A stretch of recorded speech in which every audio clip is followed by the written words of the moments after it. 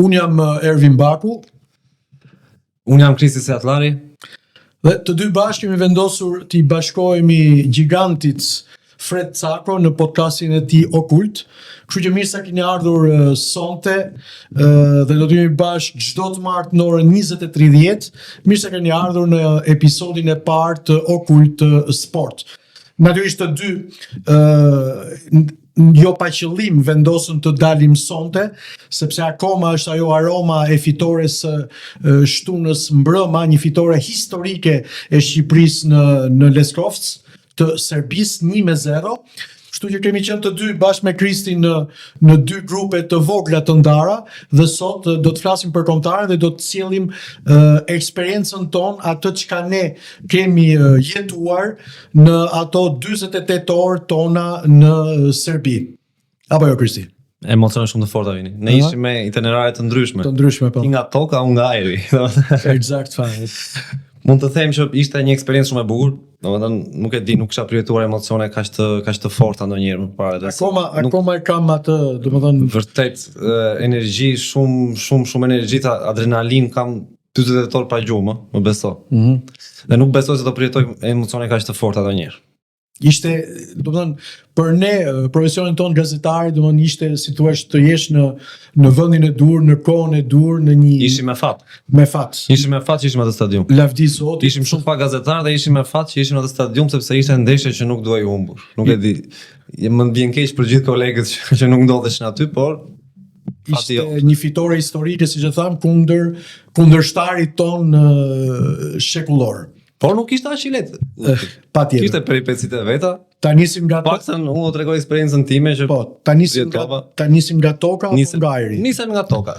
Atëherë ne ishim 3 kolegë, isha unë bashkë me Tami Konën dhe me Petrit Pashollarin. Unë nisëm në orën 9 nga Tirana dhe kemi mbritur diku nga ora të themi nga ora 13 në doganën serbe.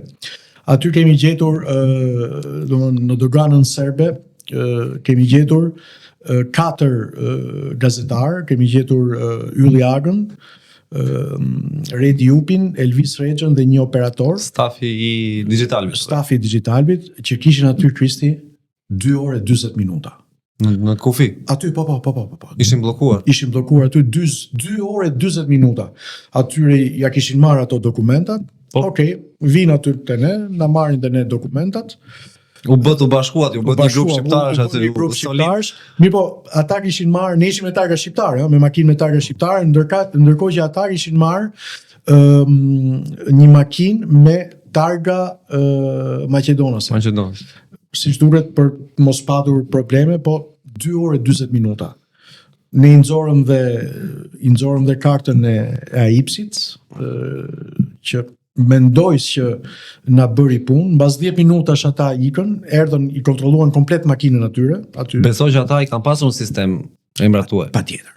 Ato kanë pasur shërbimet inteligjente të Serbisë, besoj kanë pasur në ata kanë pasur ata që do hynin në Serbi atë ditë ose një ditë para i kanë pasur në sistem të gjitha emrat. Pse ne përveç të gjithave i treguam dhe ato kartat fotot e kartave të akreditimit që i morën më vonë. Po edhe ne e treguam, po nuk pinuj ato. Dhe u liruan ata, ndërkohë erdhën dhe ne, na e kontrolluan makinën, sigur a thuti se ishim tregtar të rëndom të droge apo ndonjë gjë tjetër, po gjithçka deri ke gomat, poshtë gomave. Jo, po të kishe drogë do ishte problem, besoj, po të kishe edhe një flamush shqiptar do ishte problem. Do ishte problem. Interesant, vetëm më bëri përshtypje një fakt, si duhet i themi të gjitha, unë kisha marrë një Skënderbe, e hapën atë, e panë Skënderbeun dhe 2 shishe dhe ishin me 2 çanta kartonit ku shkruaj Albania. Ato na i lanë çantat. Kishin probleme. Jo, dhe Skënderbeun ashtu siç e hapën, ashtu dhe e mbyllën, domethënë ishin të rregullt nga këtë pjesë. Dhe ikën. Ndërkohë që ikën makina e parë, po shkonte ora. Ne donim kapnim, ideja ishte që ishim ja 200 kilometra larg Leskovcit dhe donim të kapnim konferencën për shtyp që ishte në orën 16:30. Dhe ndërkohë aty mu miku i qik, miku pak Pra jeni penguar të bëni të punën tonë, eksakt. Miku Zari aty, Krisi. Dole aty gërthita, siç diun E tërthas. ke dhe pak tonin ti kështu, e ke dhe pak tonin Po, s'ka të lartë, s'ke nevojë. Dhe erdhën, na dhan ato rrugë të mbar, ndërkohë arritëm në sa i bie 16:40. E humbët konferencë. E humbëm konferencën e shtypit. Ndërkohë kalojmë në Rinas, në nisjen tënde. Një ditë para të premte, Po. siç ishte edhe itinerari me linjën ajrore të Serbisë.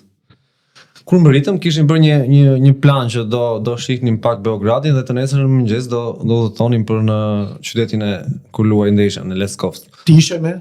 Unë isha me një kolege Sabina Mete nga RTS dhe 2 pjesëtarë të federatës. Po. Që udhëtuan jo me charterin e vendit dispozicion, por me privatisht. Do të thënë, Po, ishte bërë plani që më përpara, domethënë. Shkëlqyshëm. Kështu që Po. një grup i mirë, unë nisëm dhe në moment kur mbërritëm në dogan, shkoj unë më përpara, dorëzoj pasaportën dhe polici më vulos dhe kaloj.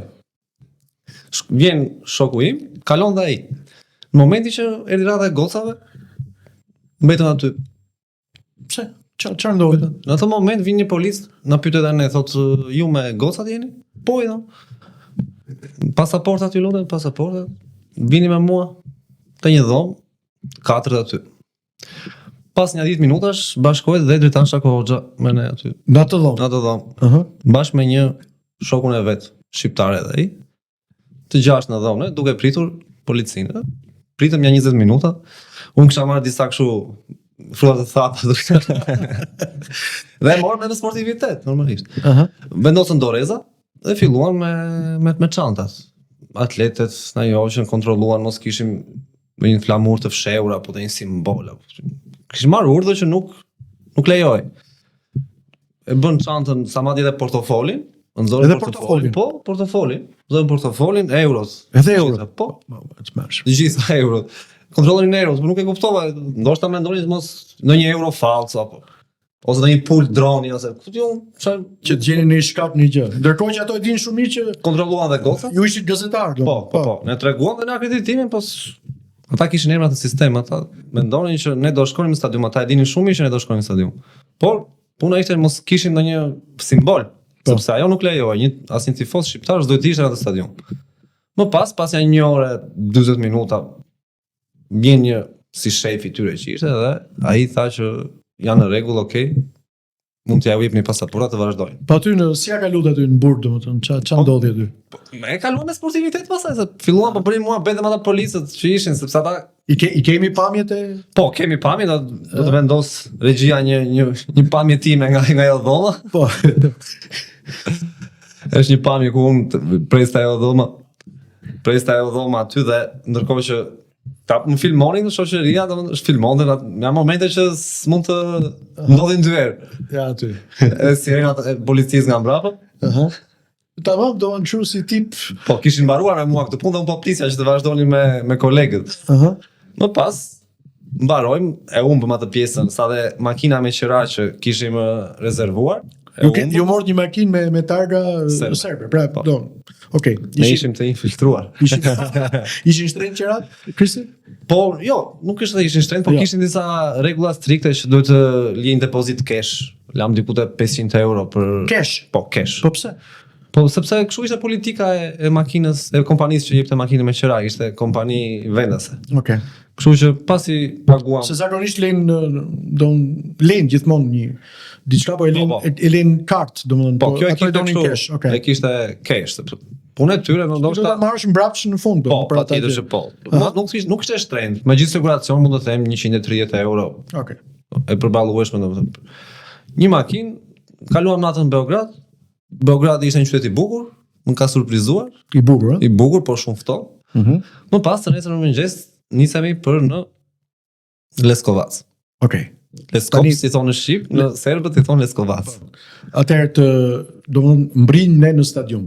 Po, vazhdo tani pjesën se ti ishe para meje, ke arritur para, unë kam arritur te pjesa e drekës në Nish dhe në Leskovas. Ti ke qenë aty. Ndërkohë që ti duhet të jesh mbritur në Beograd, unë kam mbritur në stadium. Kështu është. Po.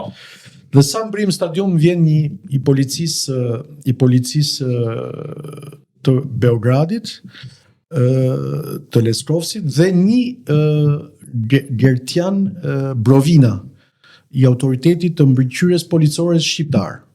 Pra ishi një kooperim bashkëpunim.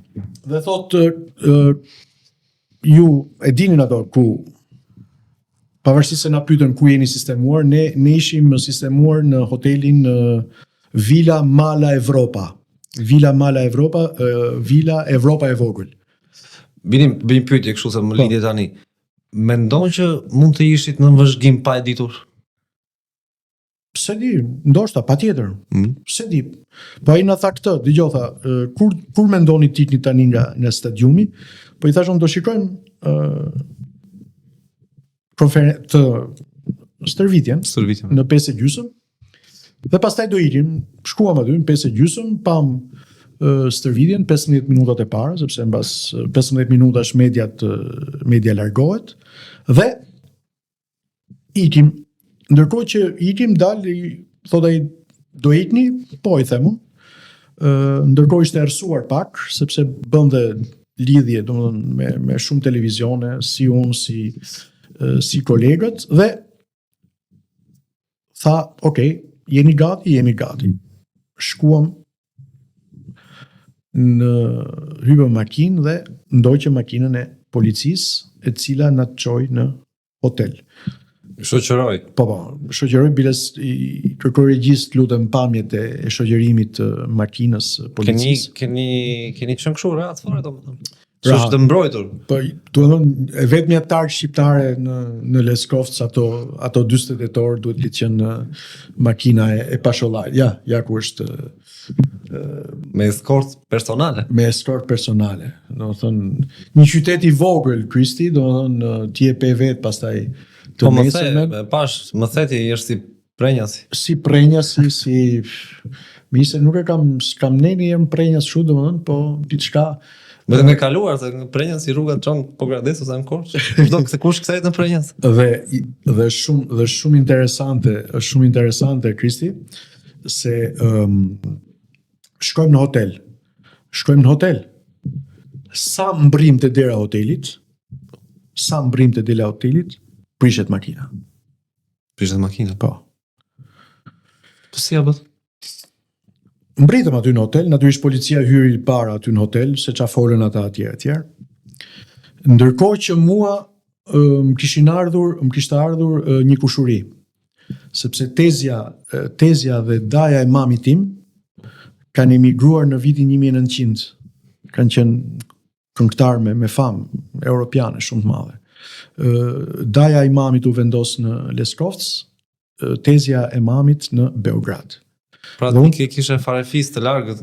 Dhe tash unë jam lidhur me stërnipat e këtij dajës, sepse ne nuk kemi komunikuar kurrë me dajën, daja kishte frikë, daja kishte e urrente komunizmin dhe kishte shumë frikë, po gjatë periudhës së zogut ka ardhur shumë herë dhe në Korçë, dhe në Shkodër, dhe në Tiranë, ka dhënë koncerte, vinte nga Jugoslavia e asaj kohe. Stërnipat flisnin shqip apo anglisht? Jo, me anglisht. Po shiko tash çfarë ndodh. Aty 10 metra më andej garazhi. Që du të parkoja. Jo, garazhi që të rregullonin makinën. Apo si sjell koincidencat. Ajo mund të na linte rrugë të tjerë. U morën ato 3-4 orë, ne shkuam për të ngrënë darkë me kushurinë e mi, dhe ndërkohë aty ishte prishur dinamo. Ata kaluan 4 orë, ishte e premte në darkë, kaluan 4 orë dhe na sodën çelçat atje në restorant dhe u rregullua makina. Të nesërmen vazhdo ti që e nisur nga Beogradi. Nga Beogradi mund të ishte 280-300 km afërsisht. Beograd Nish, autostradë, një rrugë me pagesë, kemi paguar diku 12 euro. 12 euro? Po, 12 euro. Ne 5 euro paguam te kjo autostrada e Beogradit. Po, sepse kjo ishte më gjatë, domethënë, si distancë. Dhe shkuam te hoteli ku qëndronte kombëtarja. Shkuat te hoteli. Po, sepse duhet të merrim akreditimin fizik. Po. Badge-in. Po. Që të hynim në stadium. Se pa të s'mund të hyjë në stadium. Dhe kur shkojmë aty te afër hotelit, hoteli ka qenë buzë autostradës, pa hyrë në nish, ka qenë në periferi të qytetit. Buzë autostradës, një vend i qetë që ishte blinduar nga policia, domethënë kishte mund të them ditë makina policie nga çdo anë e hotelit. Kam bërë një foto atyre policëve nga makina, do ta vendosë regjia tani. Është një foto që shoh policët na ndalojnë ne me targa serbe sepse ne ishim me targa serbe dhe të presupozuar për të gjykuar çfarë duan këta këtu.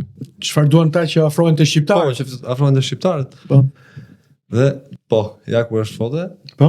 Do të thon vetëm aty te hyrja, një nga hyrjet e hotelit ishin 3 makina, shikoj. Mund të na afronin 10 policë. Kjo hyrja ishte sa hoteli. larg ishte hoteli? Hoteli ishte atje. Ja, ishte hoteli aty. Po, po. Okej. Dhe çfarë kërkoni këtu domethënë, janë dy flisin as anglisht, derisa gjetën një person që fliste anglisht, vjen ai dhe kur i tregojmë pasaj ne akreditimin, që do ta kemi do ta merrni aty brenda, po. Jo, nuk lejohet, vazhdoni. Si nuk lejohet?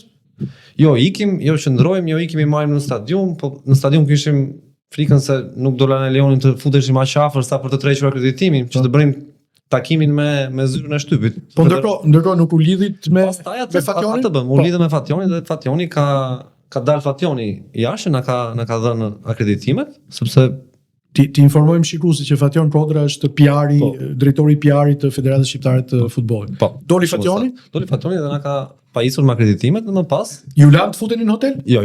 Jashtë në makinë kemi pritur në makinë. Po pse kur morët të akreditim apo s'kishit punë në hotel ju? Jo, ne vazhduam pastaj. Po, jo. Vazhduam. Do të thonë nuk futeshit, jo?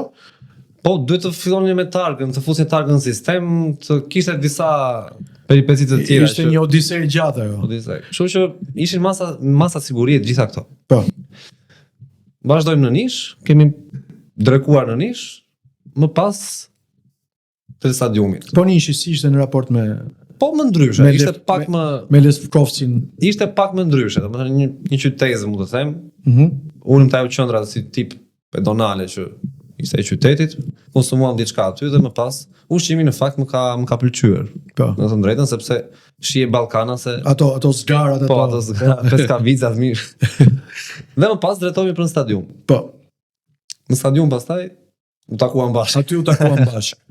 Domethënë ne kishim lënë për të takuar ndoshta përpara, po takimin e bëm në stadium dhe nuk kam parë kur Kristi do të jetë dhe kjo besoj dhe ajo impresioni yt, nuk kam parë kur në jetën time aq shumë policë në një perimetër aq të vogël apo. Vërtet. Gjithçka ishte e blinduar. Sidomos ato policët, ato të xhandarmerisë ishin, xhandarmeria me skafandra, me këtu jo, këtu pak më vonë të lutem regjia, këtu jemi në stadium brenda. Po përpara se të shkojmë në stadium brenda, u takuam të gjithë aty, ato gazetarë që ishim. Ne do më thëmë përpara se të niseshim në stadium, vjen na merr policia, që është dhe ajo, unë e besoj atë që më thua ti tani që kemi qenë gjithkohon në mirëqyrje, sepse erdhën 2 policë dhe na thanë dëgjoj, 10 minuta përpara se ju të doni të niseni për në stadium na thoni. Unë i morën telefoni, thash në orën 6:10, hajdeni na merrni dhe ata erdhën. Mi pa e di çfarë bëri përshtypje Kristi, edhe më morën dhe disa numra nga Tirana në atë kohë, por dhe numrat që unë i bija numrit atij, dilshin gjithmonë numra rus. Pra gjithçka ka qenë, si thuash, ka qenë ruse. Do kanë marrë ndonjë ndihmë për ndonjë shërbim kështu. Nga vllai ruajtje të perimetrit apo të kështu. Nga vllai i madh, patjetër. Erdhën aty, na shoqëruan dhe na futën brenda makinën. Edhe aty u takuam dhe pastaj futemi në stadium. Kurse ne tregoj dhe më kujtoa një episod i veçantë kur ishim para hotelit, aq shumë bezdi po ju krijonim atyre policëve, sepse ishim me targa serbe, normalisht do të lejoj makina aty. Sa njëri nga ata vetëm që të na ishte të na largonte që aty sa e pyetën për rezultatin, si del, fitoni ju tha 0-1. Të betojmë, të betojmë. Po. Ne me të qeshur normalisht vazhduam. Dhe pastaj në stadium, për vetë, më thënë drejtën, stadiumi ishte pak i vogël, kapacitet, kur e mendon që mund të ishim në një stadium 52.000 vëndësh, nga këta 20% ishin të dënuar, do kishim 40.000 tifoz. Ne kishim 4.000 aty. 4.000. Dhe mund të them që tribuna e gazetarëve nuk ishte shumë e sigurt. Ishte e vogël, dhe e ngushtë gjithur me tifoz. Ai tifozi mund me një zjatje, ty mund të godiste nga mbrapa. Dhe nuk ishte stjuarda mes tifozëve dhe tribunës shtypit. E kemi pamjen regjia të tribunës së shtypit ku jemi. Kemi bërë foto. Kemi bërë bërë një foto historike aty që është e vërtet që thua ti dhe ishin unë ishin karige treshe. Kisha kolegen, ishte dhe Endi Tufa Top Channel. Ishte dhe Endi Tufa Top Channel. Atë që nxorë përpara. Po.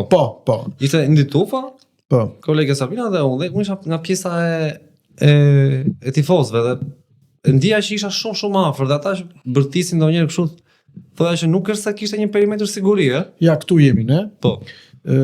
Aty ishte emrat nuk i kishin, po ishte Albania Media. Albania Media ishin rreth sa radh ishin këtu rreth 6 radh. Diku te 18 vende. Nuk ishin mbushur plot. Nuk ishin mbushur plot, por 15 gazetar mund të ishin të gjithë. Dhe filloi loja. Dhe natyrisht para ti mban mend që para se të dalin lojtarët në fush për fillimin e ndeshjes, speakeri tha që respektoni himnin e Shqipërisë, mirë po që kur dorën lojtarët në nxemje filluan vërshëllimin. E respektuan. Ishte e prishme normalisht. Ishte e prishme. Dhe pastaj gjatë lojës pati Kosova, Serbia, ato vazhduan nisën që pjesën e parë. Pipongu i kohës. Nisur që pjesën e parë provokime që Kosova thriste një anë, Serbia një anë. Një anë tjetër. Ndërkohë që kur u bë goli i ynë, goli historik i Manajt, aty t'i gjova me veshët e mi ubi shqip. Do të them dhe atë episodin që unë gjithmonë kam të manin që i filmoj këto momentet kur ne sulmojmë, sepse kur luan kundra një ekipi të fort, ti nuk është se krijon shumë raste. Dhe në ato momente që del përpara një korner apo një dënimi, unë gjithmonë kam telefonin gati një dorë, sytin një dorë. Dhe e filmova atë moment sepse më the ti që merre golin. Kape golin. E ndjeja.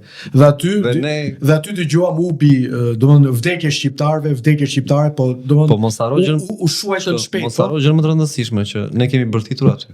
Patjetër.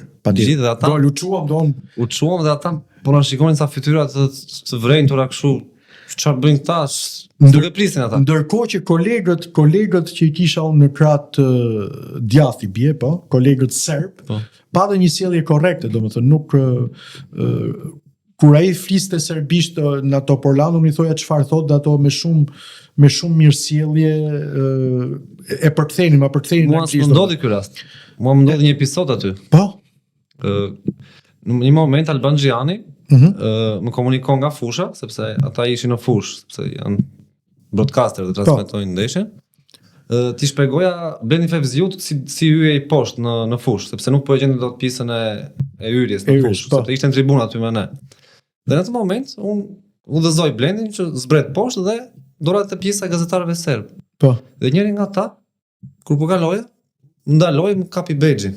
E lexoj kështu, bexhin tim. I thash unë gazetar, media. Okej, tha. Po. Më bëri përshtypje, më provokim që më kapi. Si më të kapësh bexhin? Ai nuk ishte as polic, as security, as gjë, ishte koleg gazetar.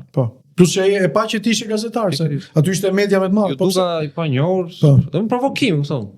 Mund të kapi edhe unë bexhin për shkak kështu, po mund të pse s'e kapi edhe ti? Po nuk isha në situatë sepse ishin pak.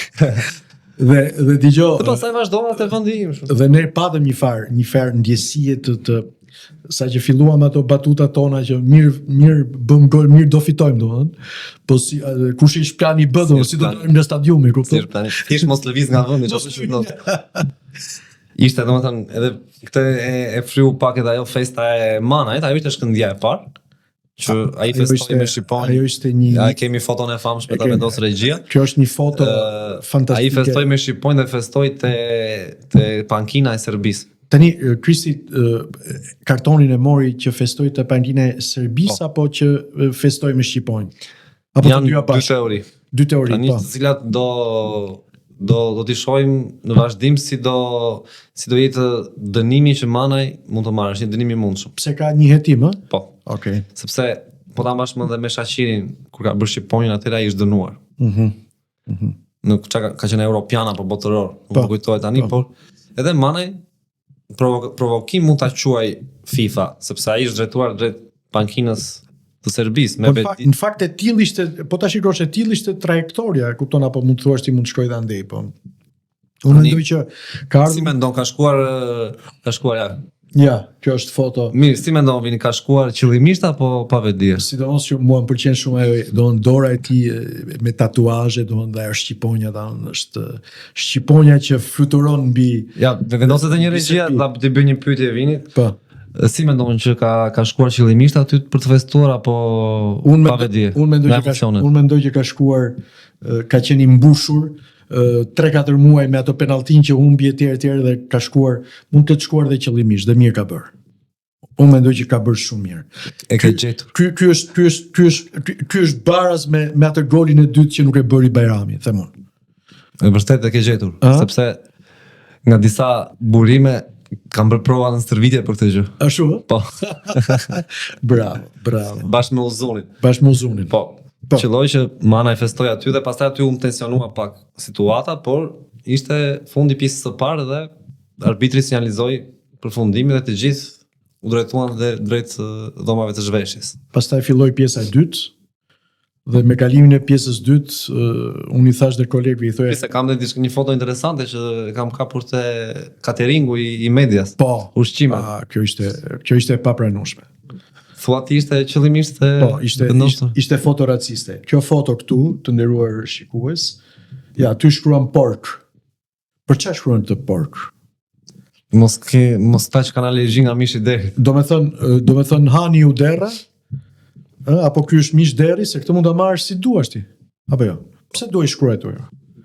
Pra ne na kanalizojnë, na shohin si musliman, si e kupton? Shumë e turpshme është. Shumë e ulët. Në rastin më të keq, duhet shkruar mish deri. Apo jo? Po. Po jo pork. Sa jo pork është me dy konotacione. Tani mos vitet e shikuesit se dëgjoj, te ky podcast te Okult Sport, ashtu si te Okulti Gjikantit Fred Sako, ju do dëgjoni gjëra që s'dëgjoni në ato banaqet e tjera, kupton? Do dëgjoni gjëra që ashtu siç ju flisni për ditë. Domethënë, ju ato që mendoni dhe ato që flisni për ditë në kafe, në familje etj, do të dëgjoni live këtu. Nuk ka këtu, nuk kemi delen e.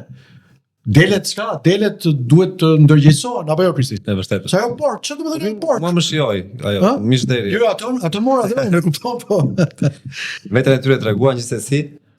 Vazhdoi me pjesën e dytë. Po. Aty pash ekipi jon kishte shumë mundësi për të shënuar. Aty dole që Serbia ishte një ekip mediokër, mund ta them me plot gojë. Ne dolëm disa herë dhe nuk i shfrytzuam ato raste. Ndërkohë që unë 3 herë pjesën e dytë i thosha kolegëve lart, isha si për me ishte Enos Karço, në mes ishte Bledar Kuka, në krahun tjetër ishte Altin Suçe. I thash çuna këta deri pas nesër po të luajnë nuk bëjnë gol. Nëse bënin gol ishte sepse dëgjoj, ai goli në minutën e 46 është si kështu, ai është shumë si knockout. Ti po morë një grusht vare. Ti do çosh, do borsosh akoma, po ti s'ke më, nuk ke. E kupton? Pastaj ishte ajo pjesa e sekondave. Ka bërë xhiron. Me gjithë mediave, kanë nxjerr gjithë mediat italiane dhe të faqet e njohura sportive, sekondën e Manajt. Po pra, sekonda 55, e frikshme. 55 sekonda, 55 sekonda. Në disa kultura vini duke pyetat ChatGPT-n, në disa kultura është një augur i mirë. Numri 55. 55, a? Po. Ndoshta Mana e ka kërkuar diçka të tillë sepse nga poshtë shkoi unë gjithë direkt lart. Dhe pastaj ne u çliruam të gjithë, domethënë, përkryzuam njëri tjetrin aty, domethënë një Po, ato minutat e fundit nuk e di si ke përjetuar ti nga 75-a. është normale, emocionet pafund. Nuk e di, unë isha domethënë gjithmonë duke u dridhur. Po. Gjithmonë duke u dridhur sepse ai goli Bajramin që i mundshëm që mund të bëj, mua do më lironte sepse dija që do fitonim. Po kur ai e ka humbur atë rast, Po s'kishte më kohë, s'kishte më kohë për të bërë ata, domethënë, kështu që gjithsesi, një aksident i vogël në fund, futbolli është një aksident i vogël në fund mund të na dhe pastaj kemi incidentin e vetëm të incidentin nëse mund ta quajmë në thonjza, sepse pati aty një operator, bravo i qoftë atij operatori. Da nxjerrim dhe foton apo Patjetër, bravo i qoftë mu bë zemra mal që festoi me fanelën numër 9 të Hasanit, të Hasanit, dhe aty filloi një sherr. Dhe thash, aty tham ne. Jo, në fillim nuk e kuptuam sepse. Po, bravo, po shikoja Adriana Liajn. Po regjia ta paraqes regjia foton. Ndërkohë që në Flav, ja. Bravo i qoftë. Në mes të Serbisë, ky djalosh, ky operator. Kjo është foto e vet me një simbol shqiptar në atë stadium. Në atë stadium. Dhe më pas një tifoz. Sepse ne këtë e pam, domethënë mbrapa apo jo? Po. Sepse ne pam ne pam mbrojtësin ton, ish mbrojtësin ton Adriana Liaj, që ishte në rolin e konsultantit për klanin, që po bisedonte aty, po këto që bën sherm duket data ishin polici private më duket, po pastaj ndërhyri policia dhe po ta shohësh, kam një regjistër, një video, po ta vendos tani, një tifoz i Serbisë, irritohet me këtë, me operatorin. Sepse sheh fanellën shqiptare dhe shkon drejt tij dhe e kam parë vetë. E tërheq. Po, e tërheq. Dhe ky është dorën, më pas aty ndryn dhe Aliaj, sepse ai u çudit ç'ne ky. Shkojmë video. Po ta shohësh atë tipin me kapele, ai ishte një tifoz i Serbisë, i cili donte me patjetër që të merrte atë fanellë. Ndërkohë që aty ka hyrë dhe 2 policë. Për atë po them unë që mua mu duk edhe si policë private ai. Jo, ai ishte tifoz i Serbisë. Ata 2 në mes ishin policë të Serbisë dhe mbas tyre ishte Ardian Aliaj, i cili po kjo foto çash, a kjo është video. Bravo. Ishte Ardian Aliaj i cili doli në mbrojtje operatorit, bravo qoftë. Ardiani dite gjuhën sepse ka punuar atë treg, është menaxher lojtar dhe ka punuar në tregun e Kroacisë Serbisë. Po. Dhe aty Ardiani u kthye atij dhe ka sharr. Po çfarë bë me operatorin? E shoqëruan, ne mbajtën rreth 3 orë. 3 orë. Të dy, edhe atë tifozin e mbajtën pak, policia e mori shoqëroi tek operatori. Po pse 3 orë? Çfarë donin me sqaruar? Po sa u salvua situata, pse kush prodhuar bluza? Po sepse nuk lejohet, ne dimë që nuk lejohet simbol kombëtar i Shqipërisë në atë stadium. Dhe ky ishte edhe ai ishte momenti që ne të paktën me kolegët përjetuam një lloj frike. Një lloj frike sepse në moment që ai shkon drejt operatorit, drejt Kertit, ndërkohë mund të agravonte situata. Mbas ti mund të vinin 10 tifozë të tjerë, 100 tifozë të tjerë, mund të bëj situata e rrezikshme, kështu që unë aty pata një moment paniku, po pastaj kaloi shpejt sepse ndroi policia, hoqi atë dhe nuk patë reagim. Di çfarë mendova unë aty tash, fillon këto prap këto. Këto zbohen njerëz tash me veten. Mirë, po policia ka pas, dëgjoj. Nuk e di nëse ti je dakord me mua, Krisi, po unë mendoj që autoriteteve serbe nuk I interesonte fare si dilte kjo ndeshje. Atyre interesonte thjesht siguria, sepse ato e kishin mbushur kupën.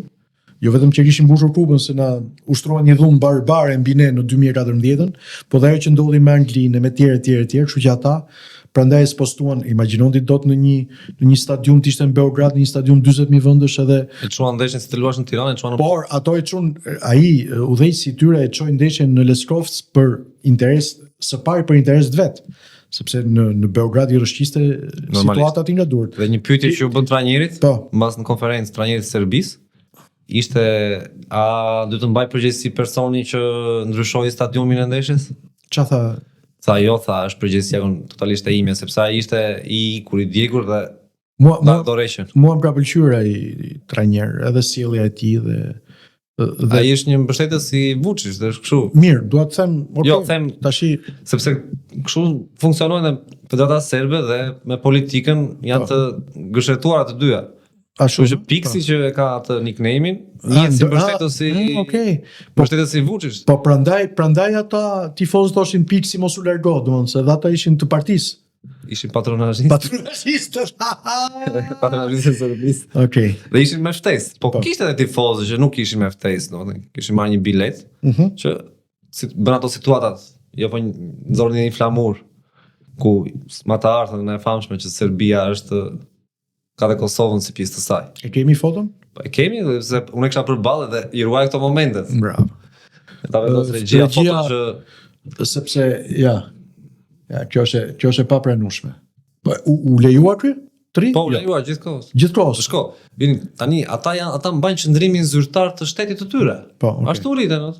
Dakor. Edhe ne, siç rritemi fëmijët që mësojnë në shkollë që kjo do jetë kështu, kjo është kështu, dhe ata rriten me faktin që në shkollë apo ne ishim mësuar që politikat e shtetit të tyre është që Kosova është e Serbisë. Ne komunizmi na kishte mësuar që Shqipëria është fanar ndriçues në botë etj.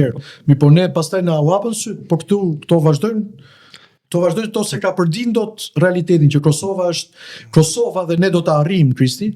Kosova është pjesë është zemra e Shqipërisë. Shqipërisë natyrale më jo. Shqipërisë natyrale, kush ato nuk e ka përdin dot.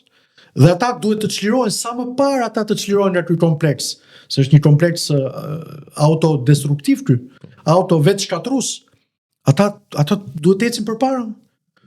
Në fund pasaj, nuk e di e vure Silvinion si u shpërfytyrua. Po. Ishin me ta shtesë, ndërkohë që Stoli priste që të festonte, nuk di, dole ca pam. Ai dhe ai ishin bante bërtiste. Do të thënë nuk e kisha parë ndonjëherë ashtu. Ishte. Nuk e kishte mendje nga loja. Po. Thjesht bërtiste lojtarëve të Stolit që mos dilin të prisnin. Po e diti sa shkoi vlera e kartonit me këtë fitore Silvinios?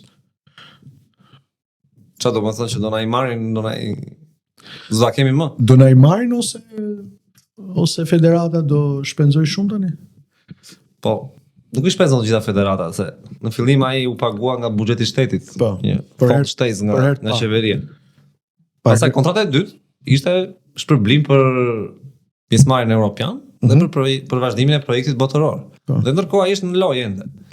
Dhe mund të na çojë në play-offin e botërorit për të parë. Domethënë ai japim dëgjoj, Çezar çaj takon Çezarit. Absolutisht më fare. Ja japim Çezarit edhe çaj takon, le ti marrë Çezari. Ideja është që ai mendon dhe për veten e vet, domethënë, kështu që tash mos dhe mirë bën.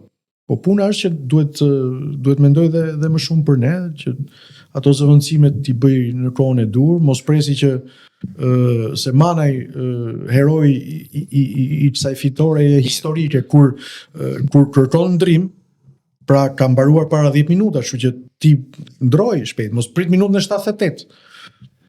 Për momentin jemi në fituesi nuk gjykohet. Okay. Ai ka ato gabimet e veta normalisht, si çdo trajner, gabojnë trajner. Po për momentin le ta shijojmë këtë pjesë. Pastaj u pa festa në dhomat e zhveshjes ishte një që ishin mbitorët me vete. Po. Trajneri, stafi, delegacioni aty dhe dhoma ngjitur që ishin serbët që dëgjonin dhe ne në mes. Se media ishte në mes të dy dhomave. Po. Dhe imagjin në konferencën për shtyp që bëri trajneri apo daljet që dilte Vlahovic, mbrapa ata ishin jo të nxirë në fytyrë, po ishin nuk e di, sikur kishte ndodhur një tragjedi kombëtare dhe për ta normalisht që tragjedi kombëtare ishte humbja me ne brenda shtëpinë e tyre. Në një moment u kisha një lidhje pastaj me Shqipërinë. Po më pyesin kur më rin kombëtarja kur ashtu dhe un po bërtisja pak sepse ka entuziazmi, emocionet, adrenalina.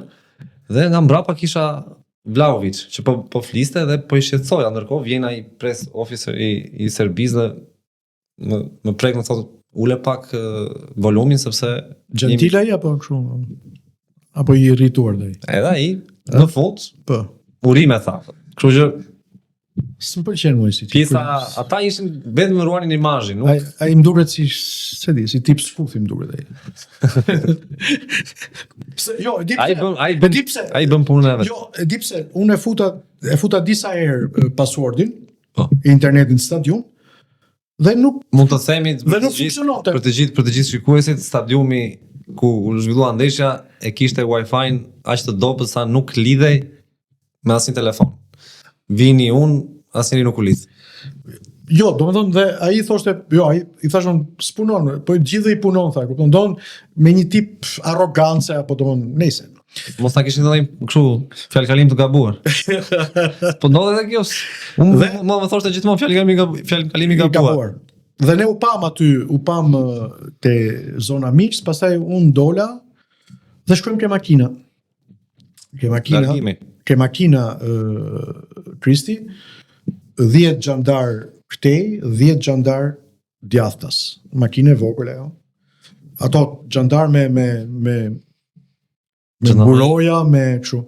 Dhe unë marrën telefon atë. Dhe aty domethënë u stepa. Morën telefon policin dhe më përgjigje shumë keq polici.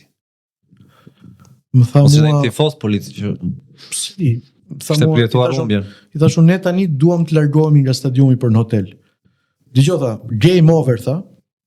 Loja mbaroi tha, kështu që tani shkoni ku doni tha. Faleminderit, më tha mua, miru pafshim, shkoni, bëni çfarë doni tha. I thashun tyre çuna edhe im thash se s'ka më polici. Ju lam dopjo 6 në dorë. S'ka më polici tha. Ndërkohë ne marrim kthesën dje kur sa dalim ne për të marrë rrugën, një Jeep i zi i madh me 5 policë brenda. Brava. Ndalojmë në hotel. Ata aty dolën na përshëndetën, mirupafshim. Kurse ne kishim parking pas për në stadium dhe parkuam makinën mu përpara hyrjes të medjave në stadium. Dhe kur u larguam, kemi pritur që në fillim të largoj kombëtarja nga stadiumi dhe delegacioni, që ishin 2 minibuza dhe ato minivanet. Po. Dhe ata ishin shoqëruara me mos them 30 makina gjithsej, duke përfshirë ambulancën, policin me sirena. 30. Dhe ne basi kaluan ata, unë jam larguar nga stadiumi dhe ngjitur, doja që t'i ndiqja, sepse nga Leskovaci deri në Nish, edhe unë atë rrugë kisha, sepse kombëtarja udhëtonte nga Nishi me charter, aty ishte aeroporti i vogël. Dhe unë zgjodha një rrugë nga ana tjetër e stadiumit, që çuditërisht më nxori më shkurt se sa kolona e policisë. Dhe në momentin që kam hyrë në autostradë, një nga hyrjet, ka dalë një makinë policie, kishin disa kështu sinjalizues të verdhë në përduar, ato kallime ngjyra kështu dhe doli një tip ai kështu direkt. Unë qëndrova, kaloj, sepse isha me targën e Serbisë, ta kujtoj. Kaloj kombëtarja shkoi direkt. Kemi një video që shkoi direkt në aeroport. Direkt në aeroport, diku te 30 kilometër kemi udhëtuar ne mbas kolonës policisë. Dhe aty pastaj unë ndam rrugët me kombëtaren, ata shkuan me charter për në aeroport, që do ktheheshin direkt mbas ndeshjes. Kjo është. Kaq mund ta afroheshëm, më shumë nuk lejoheshin. Ata domethënë ishin 30 makina aty. 30 makina. Po. Që shkonin drejt aeroportit të Nishit. Dgjoj, këtë bëm, domethënë, si thua, është për mua ka një gjë pozitive këto masa sigurie. Krisi, sepse në fundit siguria jon u arrit, domethënë nuk pati probleme, ne këtë donim, domethënë. Por ata duhet t'i vënë gishtit kokrës që të mësojnë të sillen si njerëz dhe të na presin siç i presin. Zesti, këtë kapitull e mbyllëm me ta. Kishim një kapitull të hapur nga 2014. Po. Besoj që kemi mbyllur në mënyrën më të mirë të mundshme. Tashmë të flasim pak për shanset që Shqipëria ka në play-off, sepse për mendimin tim 99% ne jemi në play-offin e botërorit. Dhe tani duhet të presim një nëntor, po them, ku luajmë ndeshjen me Andorrën jashtë shtëpie në 13 nëntor. 13 nëntor dhe sipas burimeve vini mund të luhet në Barcelonë, në stadiumin e Spanjolit. Do jetë më mirë, do shumë më mirë. Besoj që ne do kemi luajtur një ndeshje aty, një miqësore Spanjë-Shqipëri, 2022-shin, 26 mars 2022, ka qenë në stadium, gol Uzuni që ka për gol, jemi mposhtur vetëm në kohën shtesë 2-1, dhe aty mund të rikthehemi, por gjithë kjo ngelet me 2 opsione, që mund të luajmë dhe në Andorë, po mund të luajmë në Barcelonë. Në Andorë është terren sintetik, domethënë është. Po edhe kombëtarja anglis ka ndeshjen me Andorrën e ka zhvilluar në Barcelonë. Ka rënë federata dakord. Kështu që besoj edhe për ne, nëse kemi një lobim të fortë, mund të luajmë në Barcelonë. Dhe do jetë më mirë për ne. Pra gjithçka do të varet në 13 nëntor, ku ne presim gjithë vulosjen sepse në të njëjtën ditë ose mos e bëjmë vulosjen sot domethënë ndërkohë që ne po flasim është duke u zhvilluar ndeshja Serbi Ta shohim mirë se është rezultati. ë? Ta shohim se është rezultati, se ti je si ai që kam plagën e hapur ata. Po. Jetë pak krip si ai Nusreti. Nusreti ka probleme, ta ndihmojmë çik.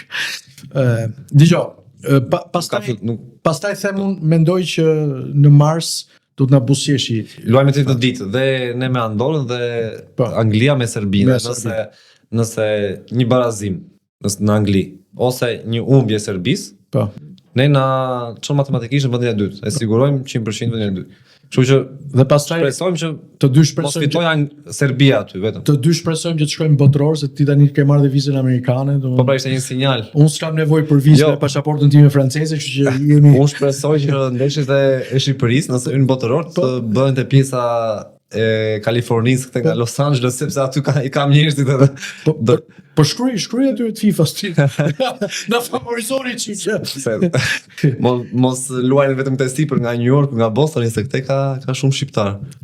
Kemi një gjë tjetër për te episod. Edhe play-offin ta prekim pak që është mund të jetë një ngjarje historike. Patjetër. Është era e parë që mund të shkojmë në play-off botërori. Megjithëse kishim një mundësi, nëse mundnim Polonin këtu për Po me Edi Rey në 2021, ne mbajmë në Polonin, kishim gjysmën e ekipit me Covid. Po ta mbash më. Kemi luajtur me lojtar të stolit. Nuk u përdor broja, domethënë, por kjo është historike dhe domethënë mund të kemi rival ata që kemi mundur, Polonin, Çekin, Po. Skocin, Hungarin, varet. Vendet e dyta, mund t'i shohim direkt vendet e dyta që janë për momentin është Italia një nga Italia shumë e fortë. Që do ta shmangim në short nëse kalojmë. Është Irlanda e Veriut. Dhe ka diçka në rregullore që ne e pam vini që në momentin që ne na shortojmë me një ekip më poshtë renditur në FIFA se sa ne luajmë në shtëpi. Në shtëpi. Po nëse ekipi është më i fortë, sa ne në renditjen e FIFA-s, ne shkojmë transfer. Dgjoj, ne do jemi o vazon e parë, o vazon e dytë, kështu që nuk kemi asnjë mundësi të takojmë me Italinë. Po, nëse vendet e dyta Italia është vazo e parë dhe vazo e parë do luajmë me vazon e katërt. Po, po ne kemi një mundësi reale, ndoshta jo sot, por kemi një mundësi reale të ndeshemi me Kosovën. Po, mund t'i themi vendet e dyta shpejt për Irlanda e Veriut, Kosova, Skocia, Ukraina, Turqia, Hungaria, Polonia, Bosnia Hercegovina, Italia që thash, Belgjika dhe Republika Çeke. Belgjika janë vendet e dyta për momentin që ne Belgjika do ta mundi Maqedoninë e Veriut, kështu që po mund të jetë Maqedonia. Mund të jetë Maqedonia e Veriut, varet si mbarojnë ndeshjet e fundit. Po mund të jenë ato përballet e mundshme që ne mund të kemi në play-off. Dhe pastaj ndeshja finale që shpresojmë që të shkojmë deri te ndeshja finale dhe se po shkojmë deri atje e shtym ne të dy me Occult Sports. Domethënë do kemi edhe një udhëtim, do ta bëjmë Occult Sportin nga stadiumi. Nga stadiumi. Eksakt. Të falenderojmë edhe sponsorat e Occultit, edhe mi u takofshim javën e ardhshme. Me kënaqësi vin. Besoj që episodi i parë me këmbën e mbar. Me këmbën e mbar, me fitoren historike të Shqipërisë në Leskovs. Gjëra të bukura do vinë. Patjetër.